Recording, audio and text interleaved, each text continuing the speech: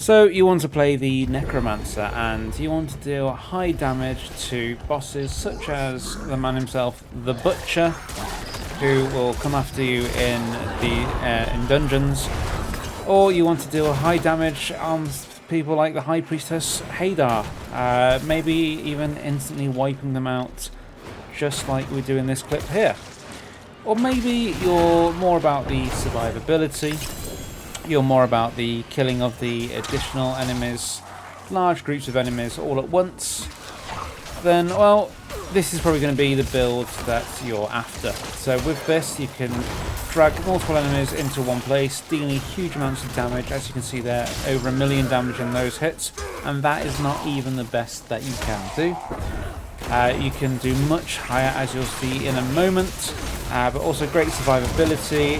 If you're about to die, you can use your blood mist to survive, and then once you've done that, drag all the enemies into one place, and boom, 1.6 million, easy. And again, that's not going to be the highest that we can go, and we're only showing here at level 64. Once you get higher, you're going to be able to deal a lot more damage, and also with a couple of tricks, even more so right now.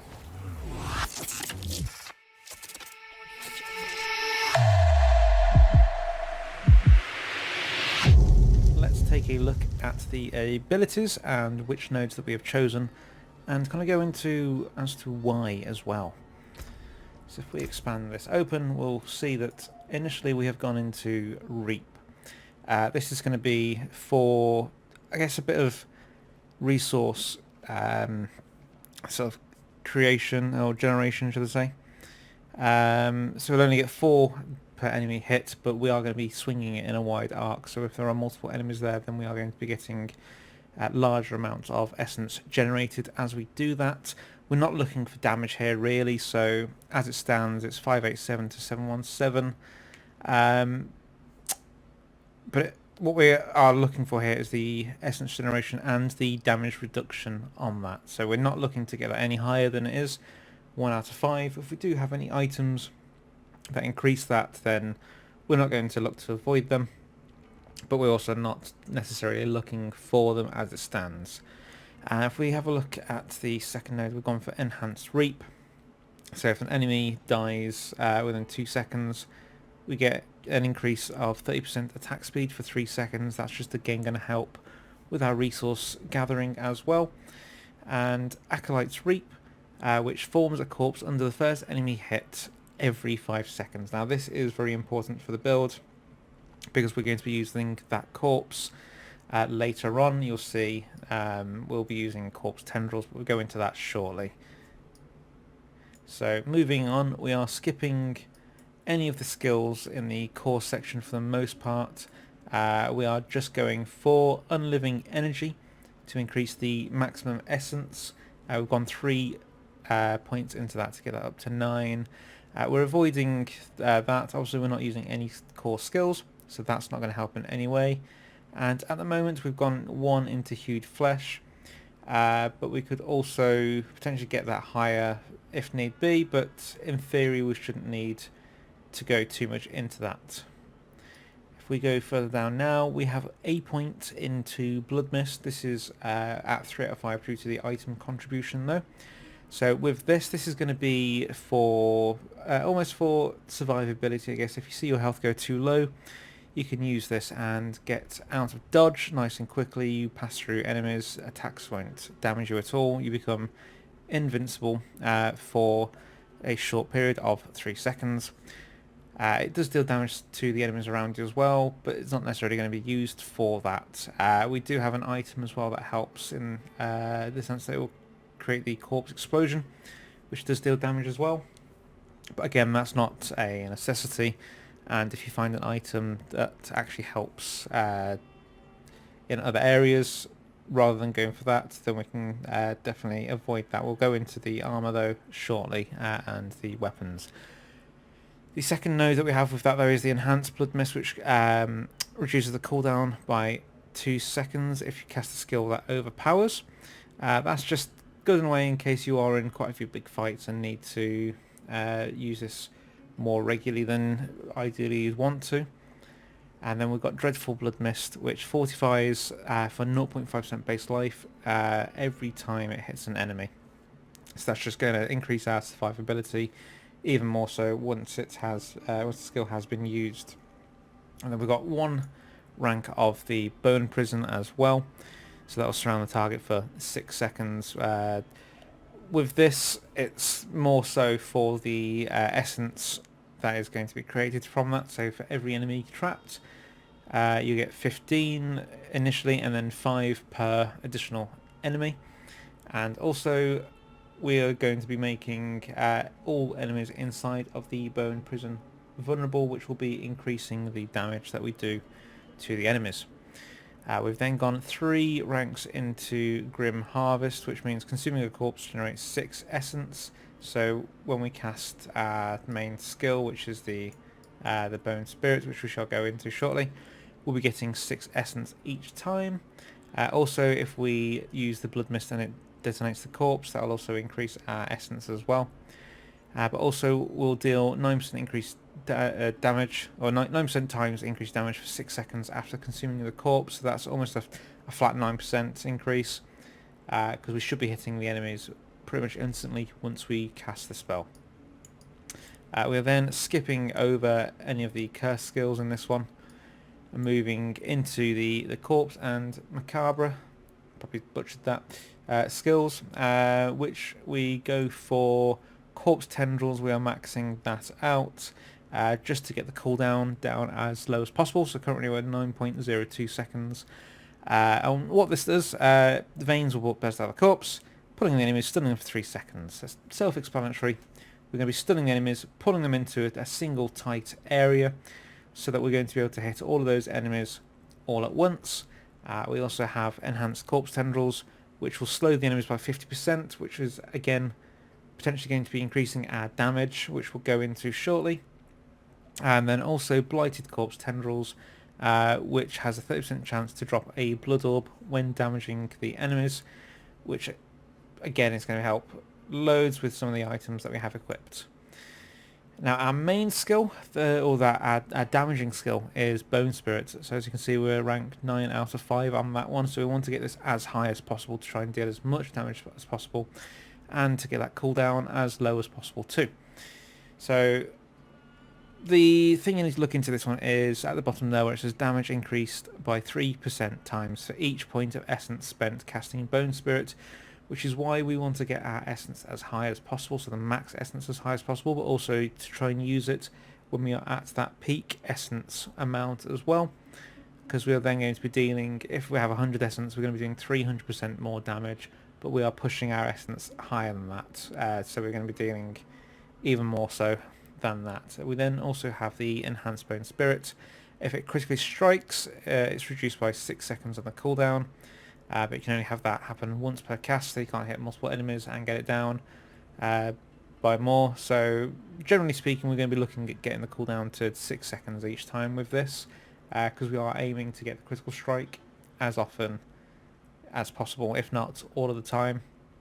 And also, after Bone Spirit hits an enemy, you generate 30 essence over the next 4 seconds, so that's just going to prepare us ready for the next one as well. And then we go into the bone skills here, which we have a 0.9% increased critical strike chance for every 10 essence that we have. So again, the higher the essence, the better the chance. We are then going into compound fracture. So after critically striking 10 times with bone skills, we then deal 10% increased damage for 5 seconds. So that means the next one that we do get should hopefully deal a lot more damage. Evulsion as well, so bone skills do 18% increase critical strike damage to vulnerable enemies, which is where this comes in with the corpse tendrils, because this will be making the enemies vulnerable with one of our items that we have equipped as well. But also, sorry, no, it won't. It will be with the bone prison. We'll be making the enemies vulnerable. We have something else with corpse tendrils that we'll go into again a little bit later on. And then also rapid ossification.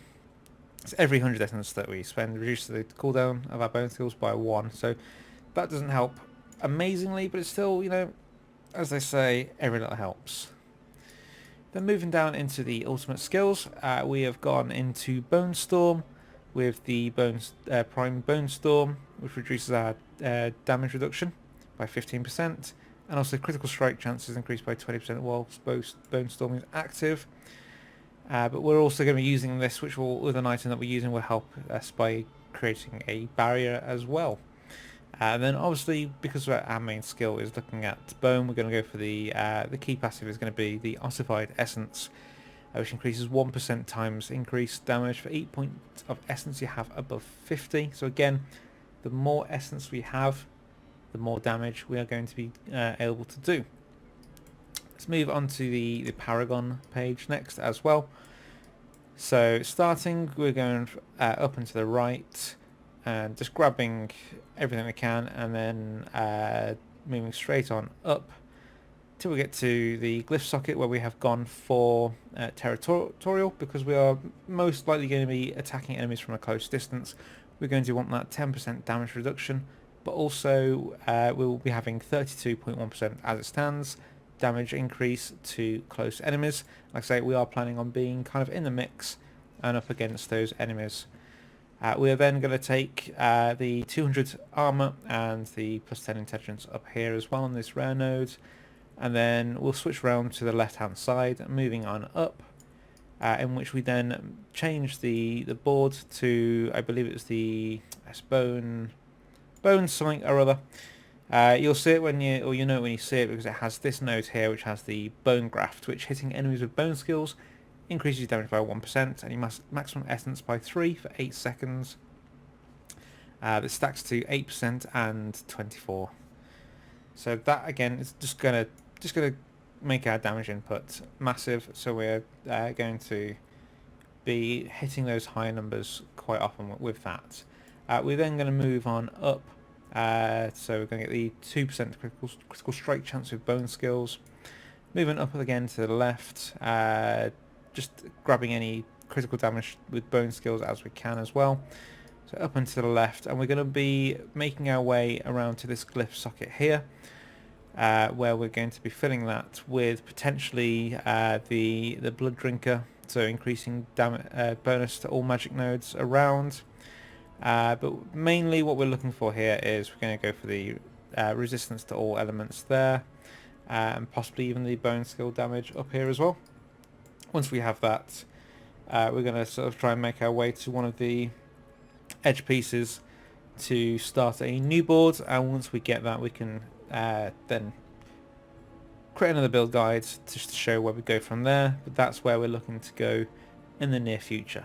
Now let's take a look at the items that we have equipped. So some of these, they can be changed around a little bit. These are what benefit myself currently, but I am on the lookout for things that will also better this build. So we'll start from the top. Let's go with the helmet. So with this, we've gone for well, it's got lightning resistance, healing received, willpower, and total armor. So what I'm looking for mainly really is probably the armor helps, the willpower somewhat as well.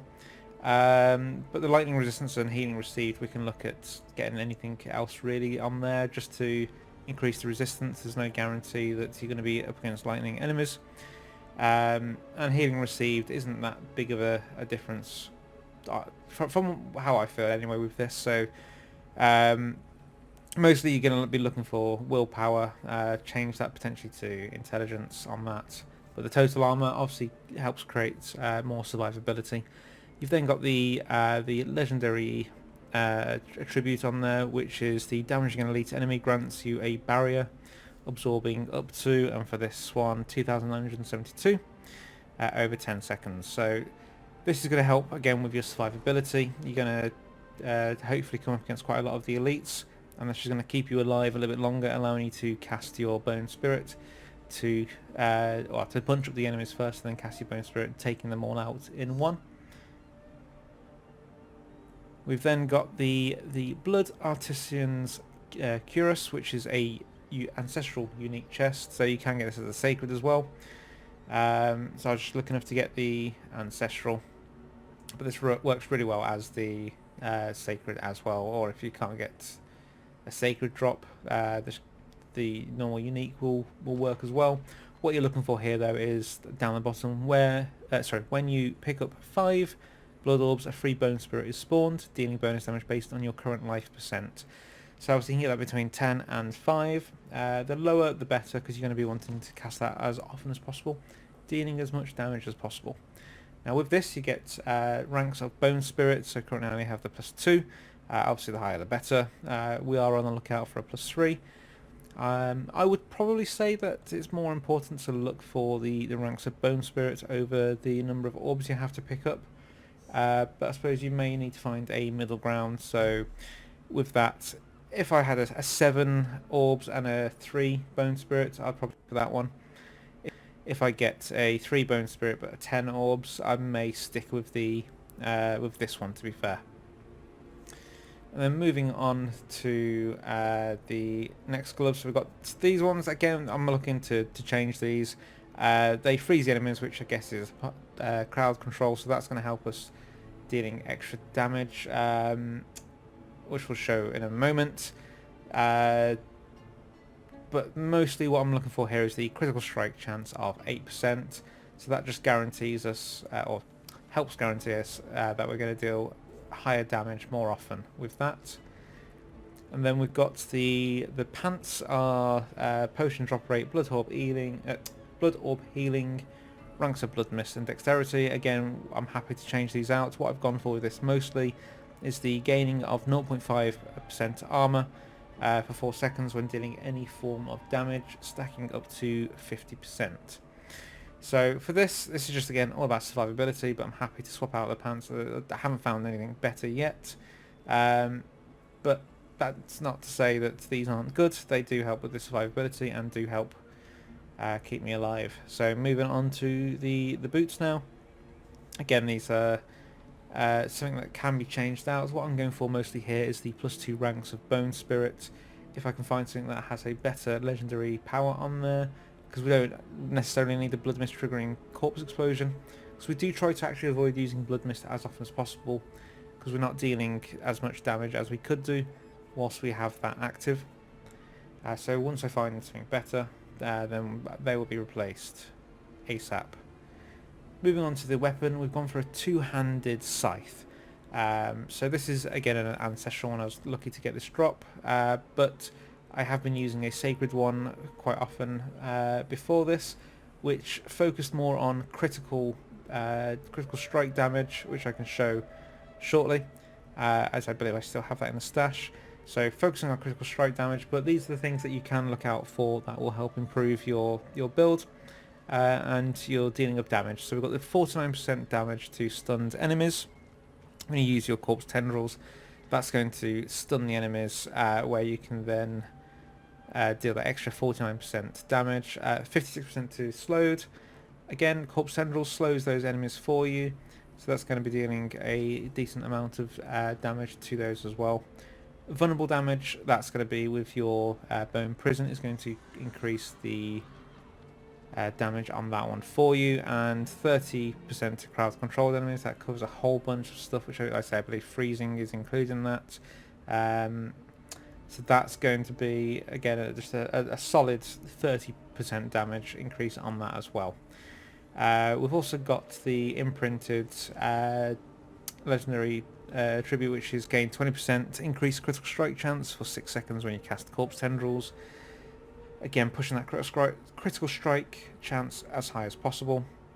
But then also the 6% bonus critical strike damage to any enemies that have been damaged by the corpse tendrils. Just a flat out hard hitting increase there for you. Onto the jewellery, we have the legendary amulet, which has the ossified essence key passive. So that's going to increase the critical strike damage of the bone skills by 1% per essence above 50, up to 53%. So again, just trying to get the essence as high as possible to deal as much damage as possible. And then we've also got the plus 7.5% bone skill damage on there as well, which is just going to help with the flat out high damage numbers as well. Then onto the 2 rings. So the first one we've focused here with critical strike chance, so ignore the legendary power on there because we're not actually bothered about that, but it has got the vulnerable damage as well, which does help, and damage to close enemies.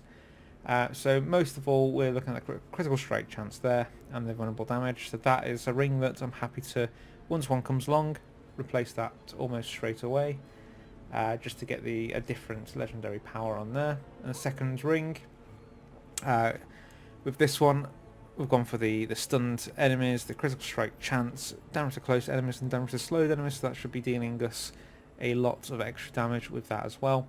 And it's got the lucky hit, up to 10% chance to generate essence when hitting a vulnerable enemy with a bone skill, which we're looking to try and do as often as possible. So we are going to be getting some essence back, hopefully, with that, because you are going to be hitting multiple enemies with a 10% chance on each. So you'd like to think at least one of those should give you that extra essence on the hit as well. Now let's have a look at a bit of gameplay and see what kind of damage numbers that we are doing with this setup. For me, it's got great survivability, great damage, and I don't find any problems with any of the sacred nightmare dungeons and the ancestral ones. They're a bit of a challenge at the moment, but that's because we need to look at the armor a bit more to increase the survivability. But as a whole, this is an excellent build that takes out the ads, but also a great hard hitter against the bosses as well, especially the butcher, which after totting it up, I think it was something like more like 15 hits on him. But if you get the critical strikes that you want to, it was basically a 3-hit on the butcher. Potentially could be a 2-hit as it stands with my build now. But we'll show that in the video. Let's get into some of the action.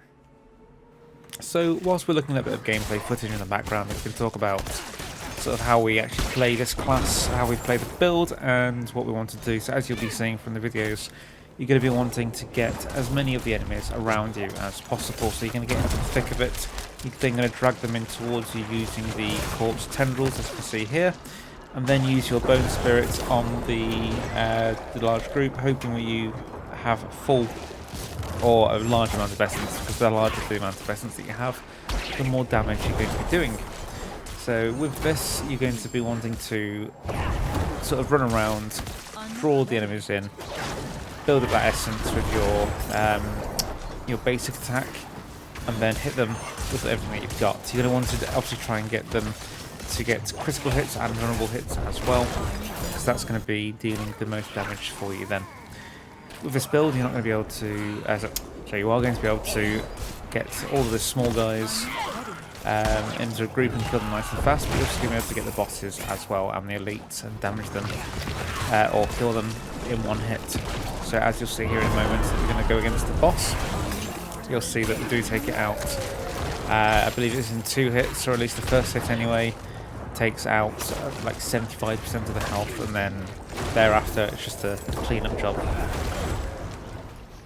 And if you want to get the most damage you can out of this build, then you're going to want to get your essence as high as possible. So you can use, there is a potion that gives you an extra plus 50 essence, which will give you that extra, I think it's extra 150% damage on top of that, that's 3% per essence extra that you'll do. So the more essence you have, the better. Survivability, you do have some good defense on here, or at least I have with this. And then you will use your bloodness to survive any situations that you think that you might not be able to get out of otherwise. And you've got that on a short cooldown as well, so you should be able to survive nightmare dungeons a lot higher than your current level. So you see here, attacking this boss, drop the corpse tendrils down, we drop the bone prison down, drop the spirits, and that's most of the health gone in that first hit. And then we are just making sure that we can get our essence up as high as possible. There we dropped an early bone spirits, which didn't do a whole lot of damage, but once we get a bit higher up again, just get the corpse tendrils on, get it vulnerable, and use the bone spirit once more. That's the boss taken out. But that's the build in a nutshell. So I hope you liked it. We'll do a revision of this in future updates, and once we get a higher Paragon level. But leave a like, make sure you subscribe, drop a comment, let us know what class you're playing and what builds you want to see. Thanks for watching, keep yourself safe, keep yourself well, we'll see you in the next video.